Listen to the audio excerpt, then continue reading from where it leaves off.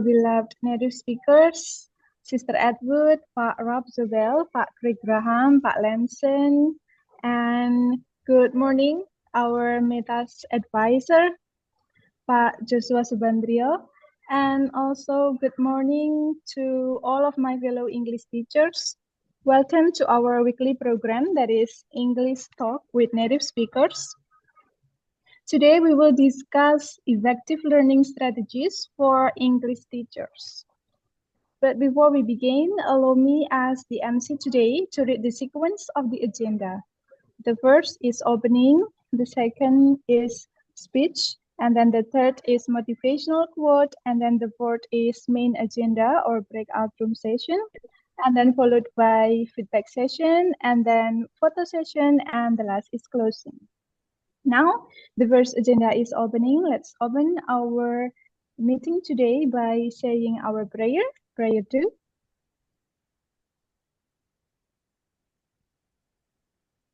Amen. Thank you. The second one is welcoming speech that will be delivered by Miss Vida. Miss Vida, the time is yours. Okay, Mbak Irma, thank you so much for the time given to me. Firstly, I want to say good evening to my beloved native speaker, Pak Raub Zobel, Pak Craig Graham, Pak Lamson, and also our cute sister Edward. And then I also want to greet my beloved meta advisor, Pak SB. And I also want to thank you so much for all of you who has joining us in our meeting today. Okay, well, today we will talk about effective learning strategies for English teachers.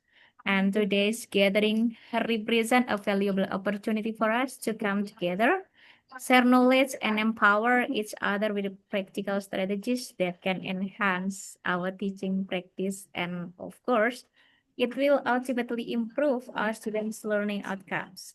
So, as educators, our mission is not only to teach but also to inspire, motivate, and engage our students in meaningful ways. So, the function of education is to teach one to think intensively and to think critically. Martin Luther King, Jr. All right. Thank you, Ibu Effie. Well, Thank you, Pak you know, Jo. in the last, maybe the last 10 days, I was deeply immersed in the deep learning. I studied earnestly and I'm impressed with the approach and the scientific backgrounds of deep learning. So these two, to think intensively and to think creatively, are part of the deep learning expected result from our student. So because of what I have studied, I made a few changes the way I teach in classes. You know, it's just amazing how study helps me to think creatively. So being a teacher, then can you all see that? Let me see if I can make it bigger. No, that won't make it bigger, but see. Would you like me to share my screen? That I wanted to bring up.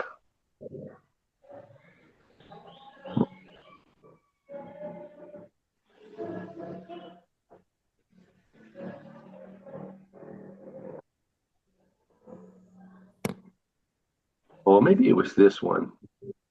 Sometimes it's good to make a game, right? Especially kids that they like to play games. So this is, but that's tough, I know, because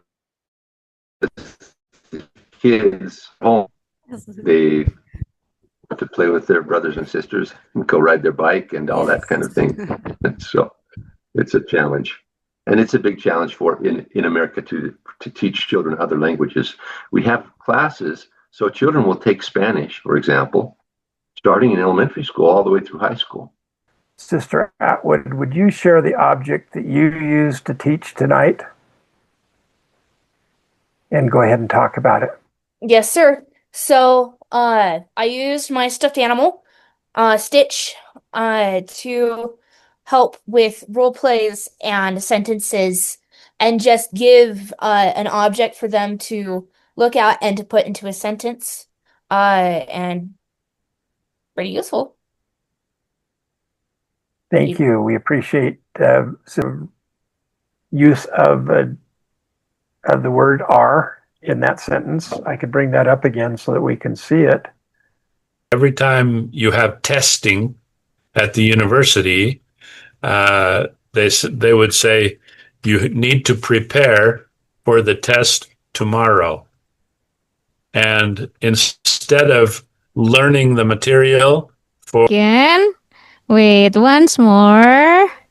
Let me do it once more again. 1, 2, 3. Enough. Thank you. Okay, so thank you everyone. Finally, we come to the last agenda, that is closing. So let's close today's meeting by praying. Prayer 2. Amen. Thank you so much. This is the end of our program this morning and this evening for the native speakers. Thank you so much for joining. We will see you next week. Wassalamualaikum Bye-bye. Waalaikumsalam warahmatullahi wabarakatuh.